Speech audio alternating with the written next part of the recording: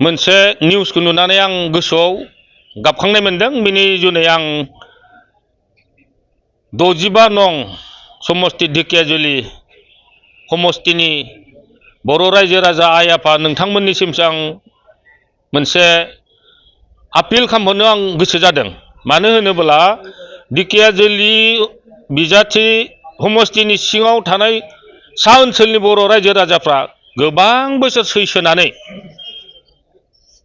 जेंना जेंसिनि गेजेराव भुगिनानै थानाय रायजो राजा नोंथांमोनजों आंहाबो जथेस्थ' माने अरिहना दङ आरो आंहा माखासे बेयाव हादान जाजेननायनिफ्रायनो सोमोन्दो थानाय आं सासे बर' सुबुं हिसाबै ढेकियाजुलि समस्तिनि सिङाव थानाय आइ आफा बिदा फंबाय रायजो राजा नोंथांमोननिसिमसो आं गुरै खावलायहरनो इच्छा खालामदों। मानो होनोब्ला आं मैया मोनसे जाथाय नुदों। जोंनि गेजेराव सासे इन्डिपेन्डेन्ट बिजाथि अनसुमा बसुमतारी होननाय सासे गोख्रों बिजाथिखौ आं बेयाव गसंनायखौ नुनो मोनदों। आं आंनि थिंनिफ्राय बिथांखौ वेलकाम खालामदों। बिथांखौनो जोंनि बर' रायजो राजाफ्रा आरो जोंनि एसटि सुबुंफोरा ढेकियाजुलि ओनसोलाव थानाय गासैबो सुबुंफोरा खौसेयै ज' जानानै बे इन्डिपेन्डेन्ट केन्डिडेटखौ देरहाहोगोन होननानै आङो मिजिंथिदों। आरो जोंनि गेजेराव सोरबा बिजेपियाव सोरबा गुबुन हारियाव थानाय गासैखौबो आं गुरै खावलायनो इच्छा खालामदों।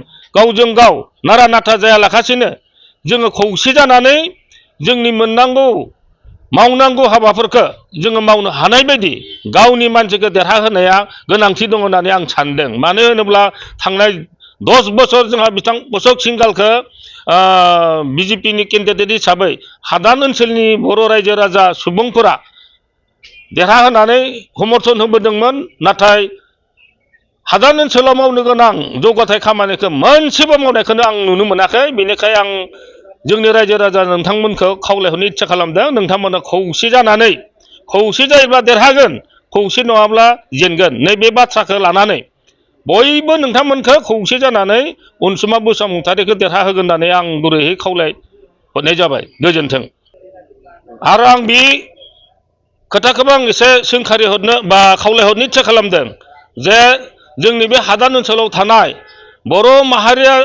बर' माहारिनि आफादफोरजों बेंजानाय गोबां गुबुन गुबुन दल संगठननि सोद्रोमाफोर बेयाव दोङो। जेरैहाय एकेएनडिबिफोर दोङो आरो जोंनि बारग' एक्स भलन्टियारफोरनि मानसिफोरबो दङ आरो बिब्दिनो गुबुन गुबुन बिएलटिफोरनि सापर्टार मानसिफोरबो दङ। बेनिखाय बिथांमोना आरो खौसेयै आबसुनिबो बेयाव गोबां मानसिफोर दोङो। बिथांमोनाबो खौसे जानानै जेन जोंनि बे इन्डिपेन्डेन्ट बर' केन्डिडेटखौ देरहाहोनाया गोनांथि दङ होननानै आं हास्थायो।